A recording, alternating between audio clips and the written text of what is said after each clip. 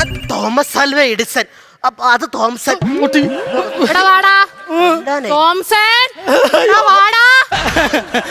എത്ര നേരമായടാ ഒരാട് അവിടെ നിന്ന് വിശന്ന് കരയിന്ന്.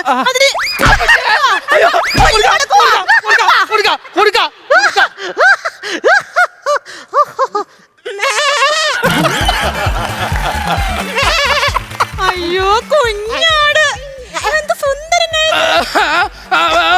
ഈ ആടാന്ന് തോന്നി ഇന്നലെ നിന്റെ പാവാട കടിച്ചെടുത്തോണ്ട് പോയത് വീട്ടെടുക്കാനായിട്ട്. അയ്യോ ഈ ആട് തന്നെ. ഇത് തന്നെ. അപ്പൊ നീയാണ് എന്റെ പാവാട.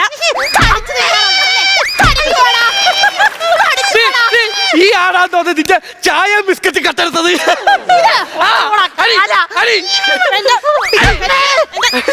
ഞാനവന്റെ കൂട്ടുകാരൻ ആടിന് പുല്ല് കൊടുക്കാം. ഈ പെണ്ണിനെ ഭ്രാന്താടാ. പിന്നെ ഈ പെണ്ണ് അപ്പുറത്തമ്പലത്തിൽ സപ്താഹം വായിക്കാൻ വന്ന ആളാന്ന് ഞാൻ പറഞ്ഞു. അയ്യോ ഇല്ല.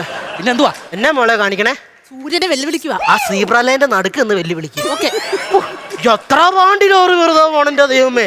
എടാ ഈ ഒരു കാര്യം ചെയ്യ്, നീ ഇവിടെ നോക്കി നിൽക്കി, ഞാൻ ബാക്കി പോലീസുകാരായിട്ട് വരാം. അയ്യോ അത് പറ്റൂല, എനിക്ക് വീട് വരെ പോകണം.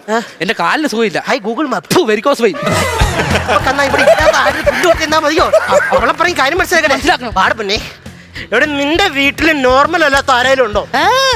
നോർമൽ ആയിട്ടുള്ള ആരെങ്കിലും ഒന്നും ചോദിക്കും സാറേ. എടാ എവളുടെ വിചാരം എവള് നോർമൽ ആണെന്നായിരിക്കും.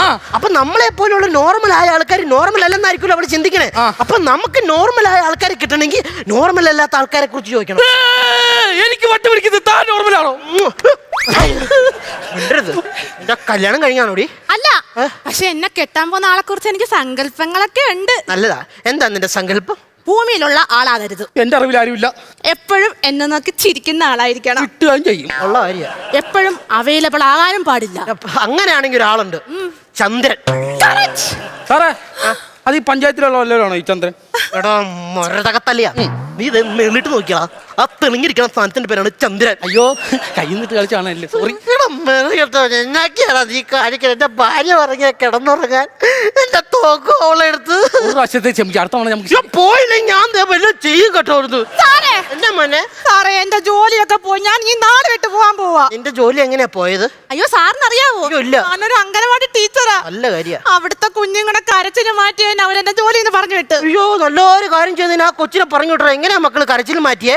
അവിടെ കിടന്ന് കരയുന്ന കൊച്ചുങ്ങളുടെ വായി ഞാൻ സെല്ലോട്ടോ പൊട്ടിച്ചു. ഭഗവാനെ.